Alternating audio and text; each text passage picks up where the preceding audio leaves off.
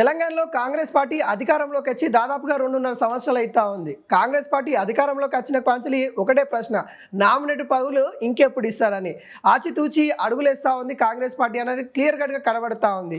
ఎప్పుడైనా కానీ నామినేటెడ్ పదవుల సంబంధించిన ప్రశ్న తలెత్తితే సంక్రాంతి పండగకి ఇస్తాం, దసరా పండగకి ఇస్తాం, ఉగాది పండగకి ఇస్తాం అన్నట్టుగా హైకమాండ్ కూడా కొంత జరుపుకుంటూ వెళ్తున్న పరిస్థితి కనబడుతుంది. మరి ఇప్పటికైనా 2.5 సంవత్సరాలు అయిపోతుంది, మరి ఇంకా మాకు ఎప్పుడు నామినేటెడ్ పదవులు వస్తాయి అన్నట్టు కూడా చాలామంది ఆశావాదులు ఎవరైతే ఉంటారో వాళ్ళు ఆశగా చూస్తున్న పరిస్థితి కనబడుతూ ఉంది. అయితే దాంట్లో భాగంగానే కొంత గుడ్ న్యూస్ చెప్తున్న పరిస్థితి కనబడతా ఉంది. 2 వారాలలో వాటికి సంబంధించిన జీవో రాబోతూ ఉంది. వాళ్ళ పేర్లు లిస్ట్ కూడా హైకమాండ్కి అయితే వెళ్ళినట్టు కూడా కనబడతా ఉంది. అయితే మన దగ్గర ఉన్న కొన్ని సమీకరణల ప్రకారము కొన్ని పేర్లు అయితే వినిపిస్తున్న పరిస్థితి అయితే కనబడతా ఉంది. దాంట్లో వాళ్ళు కొంతవరకు అయితే ఉండే అవకాశాలు అయితే క్లియర్ కట్గా కనబడతా ఉంది. ముఖ్యంగా ఉస్మానియా యూనివర్సిటీని బేస్ చేసుకొని ఇద్దరికి నామినేట్ పదవులు ఇవ్వాలన్నట్టు కూడా ఇటు హైకమాండ్ అయితే కీలకంగా ఆలోచిస్తున్నట్టు కూడా తెలుస్తూ ఉంది.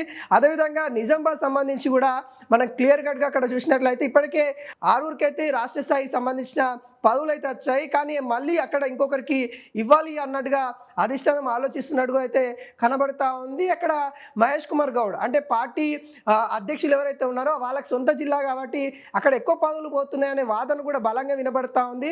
అయితే అక్కడ కీలకంగా ఉన్న ధర్మపురి సంజయ్కి మరి ఒక పదవి ఇవ్వాలి అన్నట్టుగా అక్కడ సంజయ్ అభిమానులు ఎవరైతే ఉంటారో వాళ్ళందరూ కూడా ఆందోళన చేస్తున్న పరిస్థితి కనబడతా ఉంది. అటు కొంత గందరగోళ ఘర్షణకైతే దిగుతున్న నేపథ్యం కనబడుతుంది. సంజయ్ అనేక విధాలుగా ఇటు కాంగ్రెస్ పార్టీతోనే ఉన్నారు, కాంగ్రెస్ పార్టీలో సేవ అందించిన నేపథ్యం మనం చూస్తూ ఉన్నాము. అనేక వివాదాలకి కేర్ ఆఫ్ అడ్రస్ కూడా ధర్మపురి సంజయ్ అని చెప్తాం. మరి అలాంటి వ్యక్తికి ఖచ్చితంగా కాంగ్రెస్ పార్టీ అధికారంలోకి వచ్చిన తర్వాత పదవి వస్తుందని కూడా చాలామంది ఆశించారు. కానీ ఆయనకి ఇవ్వకపోవడం వల్ల అక్కడ ఉన్న అభిమానులు కూడా కొంత గందరగోళం చెందుతున్న పరిస్థితి కనబడుతుంది. అయితే తనకు కూడా ఇస్తారు అనే వాదనలు అయితే వినిపిస్తూ ఉన్నాయి. కానీ అక్కడ ఇప్పటికీ 6 ఉన్నారు కదా, మరి ఆయనకి ఇస్తే 7వ వ్యక్తి అవుతారు. మరి అలా ఒక్క జిల్లాకే 7గురిని ఇస్తే ఎలా ఉంటుంది అన్నట్టుగా అక్కడ ప్రశ్నిస్తున్న పరిస్థితి కనబడతా ఉంది. అక్కడ అయితే మంత్రి లేడు అనే వాదన కూడా బలంగా వినబడతా ఉంది.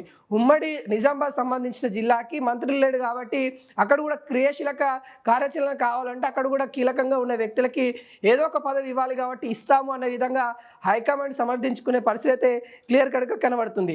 ఇక సునీతారావు పేరు కూడా బలంగా వినిపిస్తున్న పరిస్థితి కనబడతా ఉంది. అప్పుడు తెలంగాణ మహిళా అధ్యక్షురాలుగా ఉండే పరిస్థితి మనం చూస్తాం. అయితే సునీతారావుని తొలగించి ఎర్రబెల్లి స్వర్ణకైతే ఇవ్వడం అయితే జరిగింది. ఎర్రబెల్లి స్వర్ణ గారు కూడా వరంగల్లో క్రియాశీలకంగా పాత్ర పోషించిన నేపథ్యం మనం అయితే చూస్తూ ఉన్నాము. అక్కడ కూడా మేయర్గా వర్క్ చేసిన నేపథ్యం అయితే చూస్తాము. అలాంటి వాళ్ళకు కూడా క్రియాశీలక పదవి ఇవ్వాలి అన్నట్టుగా తనని తీసుకొచ్చి ఇటు మహిళా అధ్యక్షులు చేయడం అయితే జరిగింది. అయితే అదే రోజు సునీతారావు కూడా కొంత ఆందోళన చేసిన పరిస్థితి కనబడతా ఉంది. కొంత ఆమె అసంతృప్తితో ఉన్న పరిస్థితి కనబడతా ఉంది. అయితే ఆమెకి కీలకంగా ఉన్న నేతలు కూడా ఆమెకి భరోసా ఇచ్చారంట ఆ రోజే. సరే, మహిళా అధ్యక్షురాలు పోయిన తర్వాత నీకు ఒక కీలక పదవి ఖచ్చితంగా ఇస్తాము, ఇటు రాష్ట్ర స్థాయికి సంబంధించిన పార్టీ నుండి అయినా ఒక పదవి ఇస్తామని కూడా చెప్పడం అయితే జరిగింది. ఆమె ఈ లిస్ట్లో తన పేరు లేకపోతే తను పార్టీకే రాజీనామా చేయడానికి సిద్ధంగా ఉన్నది అన్నట్టుగా ఇటు మనకైతే వినిపిస్తున్న పరిస్థితి కనబడతా ఉంది. మేబీ ఆమె పేరు కూడా ఉండే అవకాశాలు అయితే కనబడతా ఉంది. ఇటు ఆమెకి అధ్యక్షురాలు తీసేసిన కాంచెలే ఆమె పార్టీ భవన్ కావచ్చు, గాంధీ భవన్కి అసలు ఆమె రాని పరిస్థితి కనబడతా ఉంది. ఏ కార్యక్రమాలలో కూడా ఆమె ఎక్కడ కూడా కనిపించని పరిస్థితి కనబడుతుంది. అయితే ఆమెకి కూడా ఉన్నత స్థానం కలిగించి మరి ఆమెను మళ్ళీ కాంగ్రెస్ పార్టీలోనే ఉండే విధంగా చేయాలన్నట్టుగా అటు అధిష్టానం చూస్తున్న పరిస్థితి కనబడతా ఉంది. ఇక సరిత యాదవ్ పేరు కూడా బలంగా వినిపిస్తూ ఉంది. తను కూడా చూసాం, అంటే సరిత యాదవ్కి ఏదైనా క్రియాశీలక పదవి ఇవ్వాలి అన్నట్టుగా అటు అధిష్టానం ముందు నుండి కూడా చూస్తూ ఉన్న పరిస్థితి కనబడతా ఉంది. కాబట్టి ఆమెకు కూడా ఇచ్చే పరిస్థితి కనబడతా ఉంది. ఎందుకంటే పార్టీ ఫిరాయించిన ఎమ్మెల్యేలు ఎవరైతే ఉన్నారో ఆ నేపథ్యంలో అక్కడ బాధపడుతున్న కంటెస్టెడ్ ఎమ్మెల్యేలు ఎవరైతే ఉన్నారో దాంట్లో సరిత యాదవ్ పేరు కూడా బలంగా వినిపించింది. అంటే ఇప్పుడు సీనియర్ మోస్ట్ జీవన్ రెడ్డి గారు ఎవరైతే ఉన్నారో మాజీ మంత్రి, తాను పార్టీ ఫిరాయించే అంశంలో సరిత యాదవ్ పేరు కూడా అలానే జీవన్ రెడ్డి లాగానే ఈమె పేరు కూడా చాలా వరకు వినిపించిన పరిస్థితి కనబడతా ఉంది. ఎందుకంటే అక్కడ కూడా పార్టీ ఫిరాయించిన ఎమ్మెల్యే ఎవరైతే ఆమె అధికారంలోకి రావద్దని కొట్లాడిందో వాళ్ళే వచ్చి అక్కడ కాంగ్రెస్లో క్రియాశీలక వర్క్ చేస్తూ ఉంటే సరిత యాదవ్ కూడా కొంత ఇబ్బంది గురవుతా ఉందన్న పరిస్థితి కనబడతా ఉంది. అయితే ఆమె కూడా కీలకంగా పదవి ఇవ్వాలి అన్నట్టుగా హైకమాండ్ చూస్తా ఉంది అన్నట్టుగా తెలుస్తున్న పరిస్థితి కనబడతా ఉంది. ఆమె పేరు కూడా ఉండే అవకాశాలు కనబడుతుంది. ఒక బీసీ మహిళా నేత కాబట్టి ఆమెకు కూడా ఇవ్వాలి అనే విధంగా అయితే తెలుస్తూ ఉంది. ఇంకా మళ్ళీ రమ్యారావు, కల్వకుంట్ల రమ్యారావు పేరు కూడా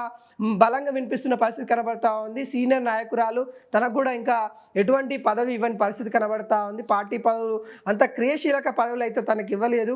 కేసీఆర్ కుటుంబం అయినప్పటికీ కూడా కాంగ్రెస్ పార్టీ కోసం పనిచేస్తుంది కాబట్టి తనకు కూడా ఒక మంచి పదవి ఇవ్వాలి, ఈ నామినేట్ పదవులలో తన పేరు కూడా ఉండే అవకాశాలు ఉన్నాయన్నట్టుగా బలంగా వినిపిస్తూ ఉంది.